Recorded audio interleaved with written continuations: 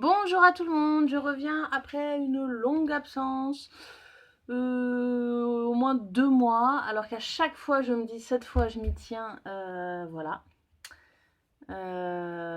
Donc heu, je suis toujours enceinte, bien que ça sente vraiment la fin et donc donc voilà, je vais me rattraper, je vais un peu tout raconter, tout ce qu'il a pu se passer. Je suis à 38 semaines aménorrhée plus 4. Sachant que pour ma première, j'ai accouché à 40 plus 5. Donc dans l'idée, j'ai encore un peu le temps. J'espère pas juste dépasser le terme et être déclenchée parce que je suis toujours dans un projet d'accouchement physiologique. Normalement, si tout va bien. Donc niveau symptômes, le plus flagrant c'est celui-là, voilà, voilà. Bon j'ai pas pris les 7 kilos espérés, hein, j'en suis à plus 12 kilos, donc j'espère encore tenir 2 semaines pour pas prendre, j'espère stagner en fait simplement, hein. Euh, Sinon j'ai eu énormément de remontées acides, comme la plupart des femmes à la fin de à ce moment-là. Et du coup, j'ai craqué, j'ai pris du Mopral parce que je dormais plus en fait. Je dormais plus et je me réveillais avec la gorge en feu, la toux, enfin bref, voilà. Donc, j'ai craqué, j'ai pris Mopral et depuis, je redors super bien et ça me fait beaucoup de bien, voilà. Bon, bon, voilà, je me dis que je préfère dormir. Nous sommes donc le mardi 5 novembre. J'avais en tête comme date d'accouchement le 7 novembre. Donc, il reste 2 jours avant le 7 novembre. Mais en fait, donc je vous le dis tout de suite, je n'ai absolument aucun signe d'accouchement. Il m'arrive d'aller vérifier en bas. Donc, moi, ça me pose aucun problème hein, d'aller toucher ce qui se passe en bas. Et donc, ça reste mon corps et si j'ai envie d'aller voir ce qui s'y passe, je fais. Voilà. Et du coup, je sens parfois la tête de la petite bien basse et parfois, elle est remontée. Donc bon, voilà. Il ne se passe rien à ce niveau-là. Ceci dit, je crois que pour ma première fille, il ne s'est rien passé avant la perte des os, hein. Donc voilà. Je suis toujours active comme d'habitude, c'est-à-dire que je prends la voiture tous les jours pour plusieurs bons kilomètres. J'amène ma fille à droite à gauche, je fais les courses. Voilà, il n'y a rien qui a changé depuis le début de ma grossesse. Absolument rien. Même en termes d'alimentation, je change pas grand-chose, quoi. À part que je me suis empêchée de manger des huîtres. Voilà, mais sinon, clairement, si j'ai mangé un bout de fromage au lait cru ou si il m'est arrivé de manger de la viande saignante, ça me pose pas franchement de problème. On a été en Malaisie, non, en Thaïlande, on a mangé des crudités. Bon, voilà. Je suis pas du tout là-dessus. C'est vrai que c'est pas trop mon stress, quoi. Sinon, signe que ça sent la fin, c'est quand même. Attendez, je vais éternuer. Ah, il y a ça. Mes allergies augmentent énormément, hein, mais ça, c'était. Voilà. C'était pareil pour ma première. Allergie directe. Voilà, et mes yeux. Signe qu'on est à la fin, c'est les vergetures. J'adore. Voilà, pardon, je renifle. Donc les vergetures, jusque-là j'avais échappé. Et ça y est. Donc pour le moment, c'est pas encore une catastrophe. Mais je pensais que comme j'avais eu une grossesse il y a pas longtemps, ma peau, elle aurait pigé le truc. Non, non, non, non. Donc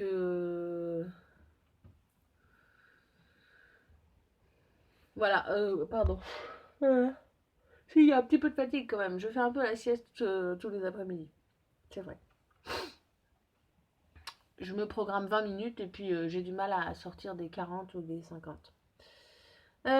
Donc pour les vergetures, j'ai une sage-femme qui m'a dit le mieux, c'est l'aloe vera mélangé avec de l'huile de coco. Donc je le fais en fait quand ça tire, quand ça me gratte. Mais sinon, j'y crois pas du tout au fait qu'on puisse retarder. Bon, bah si ça, hein, si la peau, si ça continue de grossir, à un moment, ça va péter, hein. Mais c'est pas, enfin bon.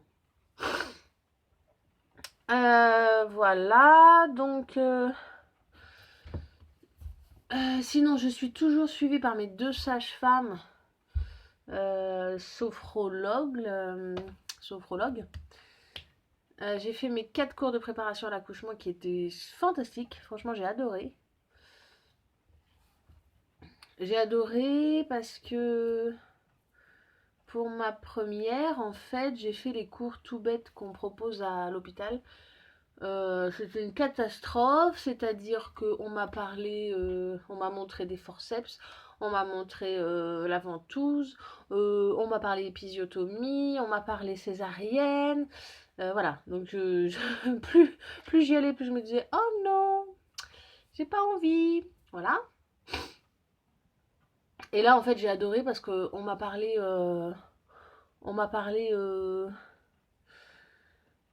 accouchement physiologique et qu'est-ce qui se passe pendant un accouchement, les différentes étapes. Alors peut-être que je pourrais vous exposer ça rapidement en fait. Alors elle nous a présenté ça comme une espèce de vortex. Et, euh, et donc où tout au départ on est dans l'embarquement. Donc est-ce que j'y suis? Je suis même pas sûre en fait. Je suis encore vraiment... Mais bon, ça c'est ma façon d'être aussi. Donc je suis encore vraiment à vouloir régler les choses. C'est ma façon d'être, mais rien n'est prêt, hein. Je vous expliquerai ça aussi. Euh, Donc voilà, au début il y a l'embarquement, après il y a l'entre-deux-mondes. Alors l'entre-deux-mondes c'est quand on commence réellement à avoir des contractions de travail, mais que c'est juste... Donc l'embarquement c'est en général les derniers jours, les dernières semaines avant l'accouchement. C'est qu'en fait je vois qu'il y a mon conjoint qui m'appelle depuis tout à l'heure, mais je vais pas recommencer une vidéo, désolé, hein. Je rappellerai. Voilà. Et donc, enfin il est pas en train d'accoucher, je pense pas, hein. Voilà. Donc, c'est les dernières semaines, a priori, le dernier mois, mais moi je me sens pas. Où on est censé se sentir très fatigué, très molle, très dans sa bulle, tout ça. Bon, voilà, je dois y être encore. Peut-être j'y serai jamais, je sais pas. Donc après, il y a l'entre-deux-mondes, c'est là où on commence à travailler réellement. Je crois que ça s'appelle comme ça. Une histoire de voile après, je sais plus ce que c'est. Et puis après, clairement, on rentre dans la phase active, c'est passer les 5 cm de dilatation. La phase active peut aller très vite, en général, de 5 à complète, 8. Ça va très vite. Quand on est en accouchement physio, pas forcément quand on a une péri. Et, et là, il y a le pic de la douleur, a priori, qui serait autour de 8-9 cm. Et puis, il y a le sommet, je sais plus comment, je crois qu'il s'appelle le sommet, simplement. Et l'expulsion, et la délivrance après. Enfin bref, elle nous a expliqué clairement toutes les étapes et ça, c'est vrai que c'est quelque chose qui me plaît de savoir, voilà, je dois en être là à peu près. Et puis à ce stade-là, à 8 cm, 9 cm, il y a une histoire avec le coccyx qui commence à bomber, tout ça. Enfin, voilà, j'aime bien savoir qu'il y a des étapes comme ça qui vont être à franchir en fait. Désolée. Donc ça a été un vrai plaisir ces cours-là. Après, les sages-femmes, il y en a une que j'adore. Il y en a une, j'ai vraiment envie qu'elle m'accouche. Et il y en a une qui me saoule un peu. Parce qu'en fait, j'habite à 45 minutes de là-bas, de l'hôpital, enfin de l'hôpital et donc des sages-femmes. Et du coup, j'ai fait mes 4 cours, enfin j'ai fait mes 4 cours plus 2 autres de sophrologie, plus tous les rendez-vous par mois. Donc ça fait 6 plus tous les rendez-vous par mois, 9. Enfin, bon, ça fait presque une vingtaine d'allers-retours, hein, en comptant l'hôpital, tout ça. Ce que je trouve déjà beaucoup, en fait. Et, et je sais pas, j'ai l'impression qu'elle me reproche de pas aller au cours de piscine ou je sais pas quoi, mais j'habite pas Redon en fait, j'habite loin moi, donc donc des choses comme alors t'as fait ta sophrologie tous les jours? Ah bah non, je savais pas, tu me l'as pas dit en fait. Donc moi je l'ai écouté une fois, la deuxième fois je me suis endormie, bon ben voilà, j'ai pas. Faut peut-être me le dire qu'il faut que je fasse ça tous les jours. Ah ben machin, elle l'a fait tous les jours, tout s'est bien passé, oui bon bah ok. Bref, donc elle a tendance à me saouler quand je me dis que si ça se fait, ça peut être elle. Ça me plaît moyen. Donc ce serait elle si j'accouche la semaine prochaine. Si j'accouche cette semaine, c'est ma préférée. Et la semaine dans 15 jours, donc la date de mon terme, c'est ma préférée aussi. En gros, ils alternent quoi. Euh...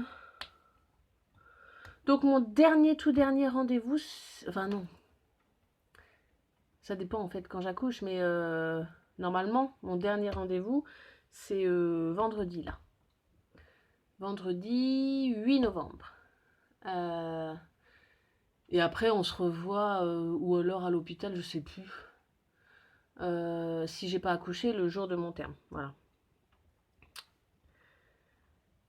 En ce moment, la préoccupation principale au sein de notre couple et qui crée un petit peu des tensions, je dois avouer. En fait, il n'y a jamais de tension entre nous. Hein. Jamais, jamais, jamais. Ça coule toujours de source. Et là, ça commence à nous saouler l'un et l'autre. C'est le prénom. C'est-à-dire que moi, je sens la pression monter parce que j'ai pas envie de me retrouver à la maternité avec une liste de 15 prénoms et de pas être sûre et de voilà. Et lui, ben, oh, je sens que ça le gonfle quoi, mais c'est gentil, mais à un moment, il va falloir choisir quand même. Donc si ça te gonfle, je vais choisir toute seule. Mais même en choisissant toute seule, à vrai dire, je me sens complètement démunie. C'est-à-dire que la liste, elle change tout le temps, elle se rallonge tout le temps. Alors là, lui, ça y est, il est en train de se dire, ça y est, j'ai trouvé le prénom. Mais en fait, il me plaît pas son prénom. Enfin, il me plaît. Il était dans ma liste. C'était Fleur. Voilà, il était dans ma liste. Mais je trouve que Fleur et Automne, c'est too much. Je trouve que je lui ai dit ouais mais Fleur et Printemps, bah oui, en fait direct Fleur et Automne, tu penses à Printemps, voilà, c'est tout. Et je trouve ça trop, trop. Donc et il va pas comprendre parce que je l'avais mis dans ma liste. Moi en ce moment, mais alors ça change tous les jours. Hein. Ce matin c'était Agathe. Je trouvais que Automne et Agathe c'était super. Et puis voilà, c'est pas attendu, c'est assez classique et en même temps ça reste une référence à la nature, enfin bref. Mais lui il aime pas le gueux. Du coup ça me saoule, ça me saoule. On a franchement pas de prénom en commun. Louisiane peut-être. Mais des fois je trouve que ça fait un peu bourge. Enfin bon. Bref, donc je suis perdue. Là, j'ai 2 jours où ma fille est chez la nounou, donc je vais me remettre à faire un petit peu de couture. Parce que je veux refaire des lingettes. Donc là, j'en ai fait 2, mais en fait, j'en ai plein. J'en ai tout un paquet là en préparation. Voilà.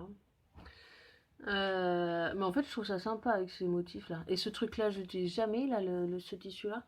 Donc je crois que ça va être ça. Voilà. Donc je vais refaire des lingettes pour ce bébé pour qu'on en ait plein pour nos 2 enfants. Parce que ma fille n'est pas propre, elle va avoir 2 ans.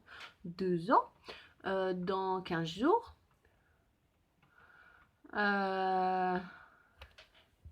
Je Je suis très embêtée pour son anniversaire. Je ne sais pas du tout si je dois préparer quelque chose ou pas, si je vais avoir accouché ou pas. J'aimerais bien accoucher maintenant pour pouvoir être disponible dans 15 jours, enfin à peu près disponible. Ou alors être sûr d'accoucher 5 jours après terme, quoi. Je sais pas. Franchement, il y a un peu. Ça m'embête un peu. Euh, Sinon, la valise, je vais vous faire. Promis, je vais essayer de faire une vidéo sur ma valise de maternité, la valise pour la petite, enfin en gros les valises quoi. Mais c'est qu'en fait, je les ai toujours pas faites. Je devrais faire ça aujourd'hui. Alors peut-être que je tournerai la vidéo aujourd'hui en même temps, je sais pas trop. Mais sinon, je les ai toujours pas faites. C'est-à-dire que pour la petite, ça va. Pour le jour de l'accouchement, c'est à peu près prêt. Mais moi et le reste, rien quoi. J'ai même pas encore les couches là. Ah bah non, je vais pas vous la faire du coup. J'ai même pas les serviettes hygiéniques. Pour l'après-accouchement, j'ai. Enfin voilà, je rame quoi. Autre chose, on n'est pas sûr à 100% que c'est une fille. C'est-à-dire que la grosse blague, ce serait que j'accouche et que ce soit un garçon. Et là, j'ai pas de prénom moi. Là, j'ai pas de prénom. Francis, il est sûr du prénom garçon, mais moi, je suis pas du tout sûre. J'ai pas réfléchi, ça a pas mûri. Alors là, ce serait au secours, au secours, au secours. Voilà. Mais bon, moi, je sens que c'est une fille. Mais alors, si c'est un garçon, alors là, alors là. Parce qu'au final, il n'y a qu'un sage-femme en formation qui nous a dit je pense que c'est une fille. Mais personne d'autre nous a confirmé ça, en fait. Tout le monde a été regardé en disant je vois pas. Ok. Ok, bah c'est cool. Bah du coup, c'est bien. Voilà. Sinon, elle bouge bien dans tous les sens. Voilà, je pense que tout va bien du côté de bébé. Hein. Elle a bien la tête en bas, chose qu'elle n'avait pas peut-être à la dernière vidéo. Elle s'est retournée. Et je l'ai senti le jour où elle s'est retournée. J'ai pas senti. Si, j'ai senti que c'était un peu différent les mouvements dans mon ventre. Je me suis dit, tiens, on dirait que c'est des pieds là-haut, c'est bizarre. Et du coup, j'ai été voir en bas le soir sous ma douche. Et effectivement, j'ai senti la tête. Donc, j'avais aucun doute quand j'ai été à l'échographie. La troisième écho, je crois. Non, si. Oui, la troisième écho. J'avais aucun doute qu'elle s'était bien retournée. Que vous dire de plus que j'appréhende. Alors, je commence à être impatiente. Enfin, impatiente. Je commence à être un peu excitée. Surtout à l'idée de l'accouchement, de voir ce bébé et du petit séjour à la maternité. Mais je suis pas trop impatiente de l'après, en fait. Je suis pas trop impatiente des mauvaises nuits, de... J'ai peur de la fatigue. Vraiment, clairement, c'est ma plus grosse peur. Voilà. Donc, en espérant que ça se fasse bien. Surtout que je veux allaiter et que franchement, on a beau dire, j'ai l'impression que les bébés allaités, eh ben, ils dorment mal. Voilà.